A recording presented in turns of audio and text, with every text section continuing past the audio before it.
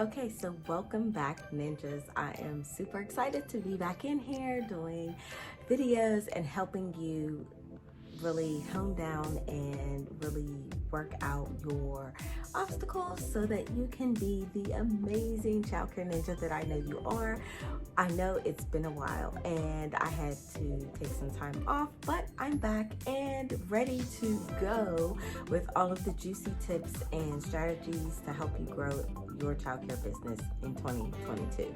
So this week, I wanted to share with you some easy, kind of simple things to help you make that whole thing that we call meal planning and meal time inside of our childcare business a little bit simpler, because we all know that sometimes mealtime is the craziest time of the day, but it doesn't have to be. So let's go ahead and dig in.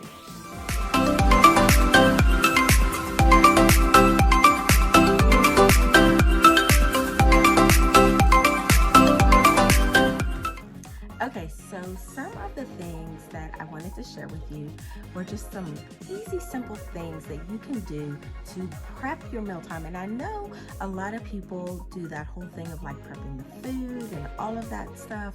And I'm not going to necessarily go into all of that, but I'm going to go into actually prepping how you plan out your meals to make it much easier for you to do, so it's not so painstaking. Okay, but first things first, the one thing you have to do is take the time to do it. But I promise you, if you take and just carve out a few minutes, maybe like 30 minutes to an hour, to just sit down and really take your time to plan this out the first go around, it'll be much easier for you later on. And once you plan it out the way I'm about to show you, then it will help you kind of create a system so that you are just kind of like going, back and kind of reusing and, recycling, I guess is the best way you could say it, kind of recycling out your meal plans. And while a lot of people, are like, oh, well, I like to try new stuff, but if you hang tight with me, then there's still room to do that if you want to, build this system out inside your childcare business. But I promise you, it is so much simpler. So let's go ahead. So a couple of things that I want to share with you to definitely kind of bring to the table with you whenever you're starting to plan things out are, one, for those of you who are like really new to this, maybe just starting out in your childcare business or just getting prepped up to start, pull out your regulation book. Or, if it's online and you haven't downloaded it and like printed out a hard copy, then you can do that. And go to the meal section inside of your book and make sure that you kind of look at what you're required to do for starters.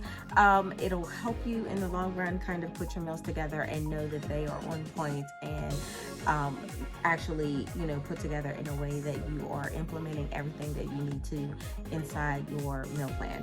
So, and this, what I'm working with today, is not part of the food program, although there are easy things to just simply do so that if you decide, or if you're thinking about doing the food program, utilizing this system will actually help you kind of transfer over into it much simpler. So hopefully, you'll be able to, see how all of this kind of pulls together. So one thing you want to do, like I said, if you're just starting out, is grab your regulation book, go through your things that, you're able to do, that you're supposed to be doing, and all of that, how you're storing your food and things like that, and just see what it is that you're required to do. And then one of the things that helps a lot is if you are using a planner, whether you're using something that is hard copy,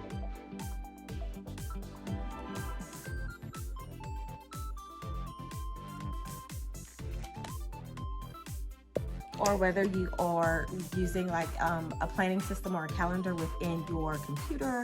Maybe you use like an Apple calendar or even a Google calendar, because it is so easy for you to like just go in and build out calendars for individual things and color code them. So if you're really cool and into that thing, okay, I'm not, but if you are, you can definitely go into like a Google Calendar, or like I said, your iCalendar if you're an Apple user.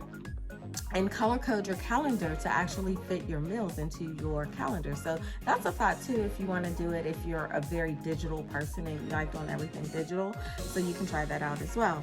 But the other thing is to definitely come to the table with some recipes. So you can pull some things out of a magazine, because we all know that you definitely have the whole, magazines with all of the recipes in them, and a recipe book or two, is also helpful to have. And then one thing that I also think is very, very helpful is to pull out a school lunch or meal calendar.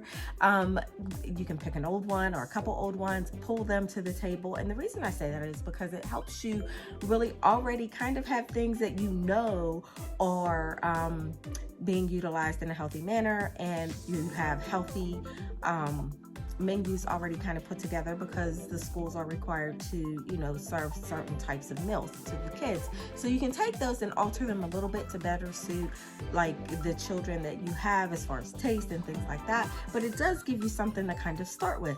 And so then when you pull all of these things together, you can sit down and go through and plan out your menu so much easier. So couple of things to help you do that is planning out a specific day for specific meals.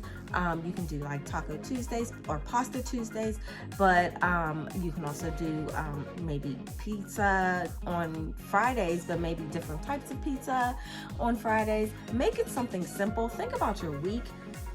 Think about how your week goes. If you have really, really hectic Fridays, pizza is great, okay? Because it's simple, it doesn't take long to serve and things like that, and then just pulling together your sides to go along with that, it makes a very, very simple meal for a Friday that is probably a hectic day.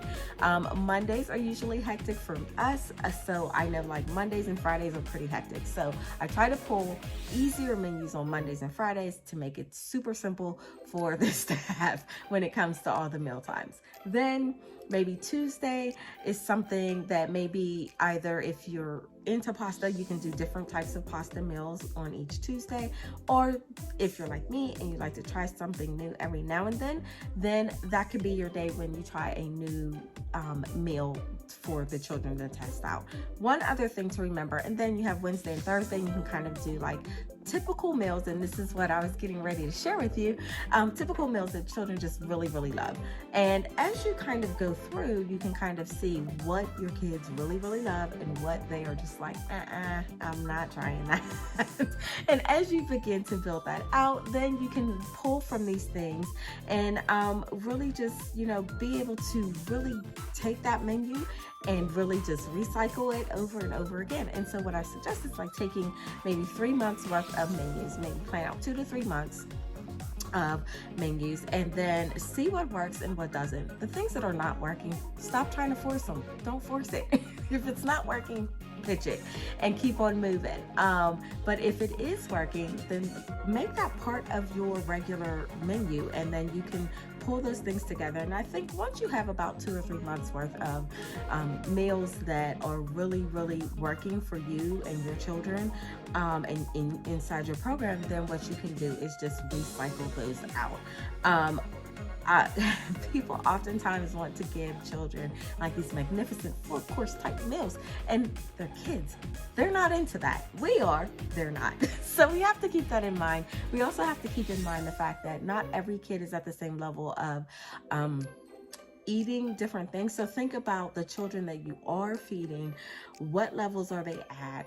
What types of things are they into? Are they at that point where they're very like touchy-feely with their foods? So make sure that you're giving them different textures within the meal that you're serving sometime throughout that day, okay? And are they finger food eaters? Are they eating with the utensils yet? Things like that. Think about all your children that you're feeding at these meal times, and think about what their needs are as well, when it comes to not only the nutrition part, but also the everyday like fine motor skills. So think about that as well, and how you can implement that into your mealtime. And then finally, I would say sit down with your kids at mealtime. I know we kind of sometimes use that time to kind of do the things that we need to do or would like to do.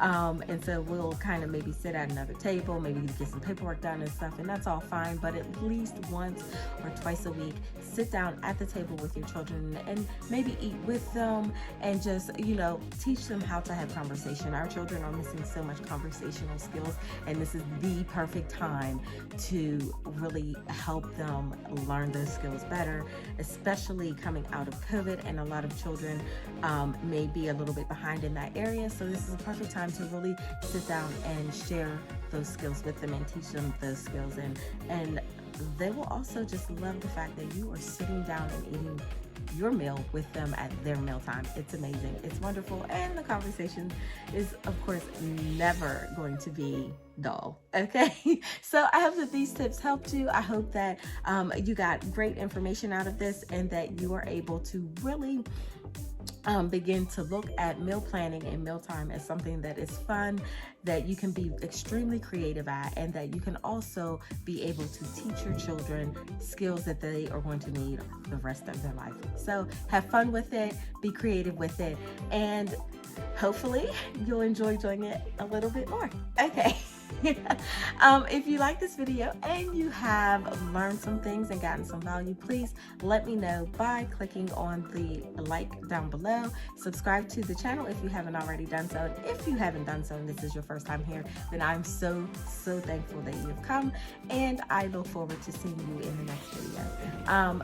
Make sure that you also check out our website at childcareninjas.com. Tons and tons of resources over there to help you move your childcare business from chaos to to success. So definitely check it out. Let us know what you'd like, and also reach out. Let us know what types of things you're looking for. And until next time, I will see you in the next video. Stay amazing, stay awesome, and remember, Ninja, you got this. Bye. Excited for you and your childcare ownership journey. Keep me posted. Let me know how things are going. And until next week, have a great week. Bye.